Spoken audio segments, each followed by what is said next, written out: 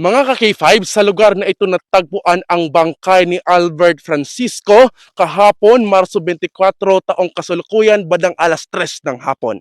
Panloloob at panliling lang ang posibleng motibo sa pagkamatay ni Albert Berto Francisco, 51 taong gulang na sinasabing dinukot sa barangay Tabo, Ilog Negros Occidental at natagpo ang patay sa barangay Mandoao, Bayawan City, Negros Oriental kahapon, Marso 24, 2025. Ayon sa panayam ng K5 News FM Bayawan, kang barangay Mandoao Kapitan Jeve Bianan, kilala ang biktima sa pagnanakaw ng mga hayop tulad ng manok at kalabaw at panliling lang sa mga tao. Sinabi ni Kapitan Bianan na noong Marso 11 taong kasalukuyan, nakarinig ang isa niyang kagawad ng siyam na putok ng baril, ngunit hindi niya ito pinansin dahil may kampo ng KAFGO sa kanilang barangay. Dagdag pa niya, noong Marso 24 taong kasalukuyan, nang na-ekspeksyon siya sa kanyang tubuhan, nagulat siya nang makita ang isang lalaking nakahandusay at nangangamoy na.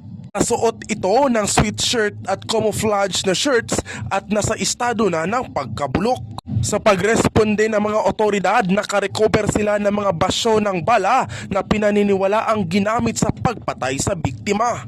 Dahil sa mabilis na pagkabulok ng katawan at matinding amoy, inilibing ang biktima noong hating gabi ng parehong araw.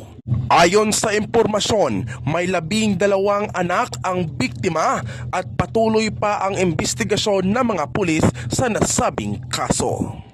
Sa DTX 500 Morning Newscast, ito si K5 Don Di Glodovi para sa Kampiyon na Balita, Serbisyo Publiko at Kasiyahan sa Negros, K5 News FM. K5 News FM.